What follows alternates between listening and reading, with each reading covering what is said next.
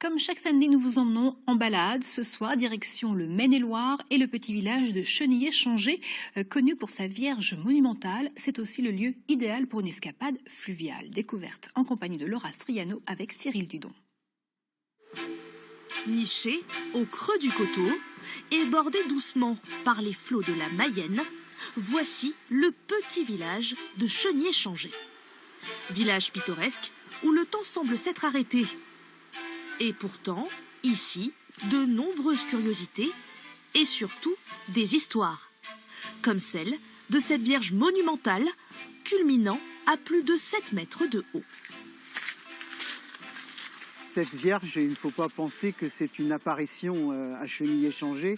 Il faut se reporter à la guerre de 1870. À l'époque, l'armée prussienne avance rapidement et menace le village. La population se réfugie alors dans la prière. Le vicomte et la vicomtesse Camille de Rouget avaient fait vœu à la Vierge d'ériger un ex-voto sur le sommet de la colline en remerciement si le village était épargné. Et en fait, l'avant-garde de l'armée prussienne a été stoppée à Saint-Denis d'Anjou, à 20 km d'ici.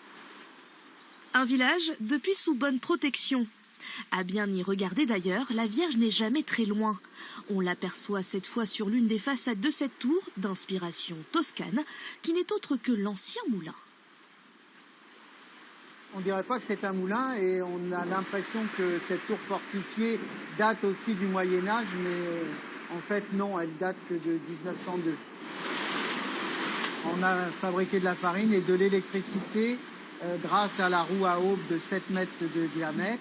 Et donc cette électricité alimentait une vingtaine de foyers.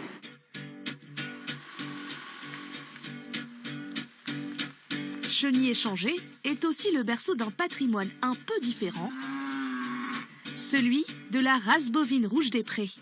Ici même, au domaine des rues, le taureau baptisé Vendredi, importé d'Angleterre, s'est uni avec Petite Corne. Tout a évolué, donc ces bâtiments-là ne servent plus, mais aujourd'hui, ça sert pour des réceptions ou des manifestations, réceptions de mariage notamment. Dans le village, il y a bien un endroit où il y a toujours un peu d'animation. C'est au Petit Café. On y vient pour acheter son pain, son journal, prendre tout simplement du bon temps.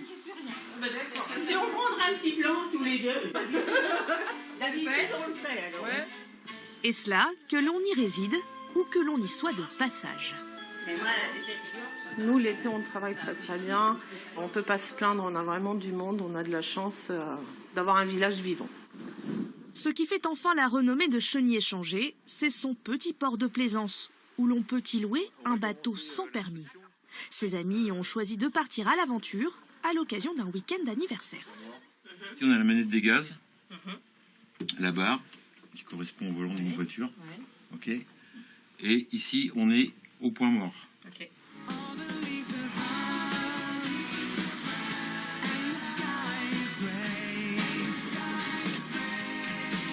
Ça demande un peu de doigté, on va dire, pour apprendre à piloter, mais je pense que dans quelques heures, ça devrait aller. Des escapades fluviales qui peuvent se faire au gré des saisons. Chaque année d'ailleurs, près de 50 000 personnes succombent au charme de Chenillé-Changé.